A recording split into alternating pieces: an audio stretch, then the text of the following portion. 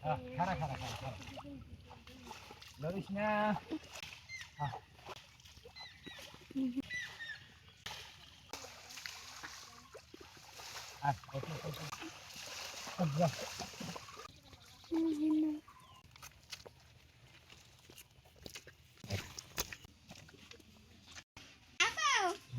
তুমি এনে কি করো?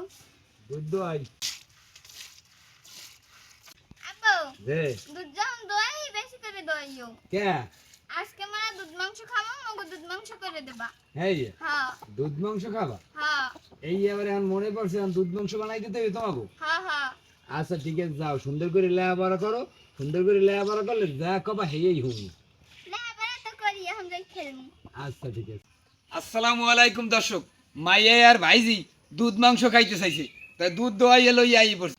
মোর মায় মোর নানা বাড়িতে বেড়াই আই পড়ছে। তাই আজকে দুপুর বেলা ফ্যামিলির সবাই লইয়া গরম ভাতে দুধ মাংস জমাইয়ে খামু ইনশাআল্লাহ। দুধ গোস্ত রান্দার পাইনে এখন গোস্তটা মেরিনেট করে লমু। বাটা, রসুন বাটা, আদা বাটা, জিরা বাটা, কাঁচামরিচ ছেঁচা, গরম মশলা, ধনিয়ার গুঁড়া, দারচিনির গুঁড়া, গোলমরিচের গুঁড়া, স্বাদ মতো লবণ। এখন দিয়ে দিব রান্নার তেল। এখন গোস্তটা হাত দিয়ে ভালো করিয়া মাইক কেলমু। গোস্তটা মা শেষ, এখন ডাইকে আধা ঘন্টা রেস্টে থুই দিব। আধা ঘন্টার বেশি ম্যারিনেট করে রাখছি, এখন রান্না বসাই দিলাম। এখন ডাইকে দিমু, চুলায় বওয়াই দিছি। এখন দিয়ে দিমু গরুর খাঁটি দুধ।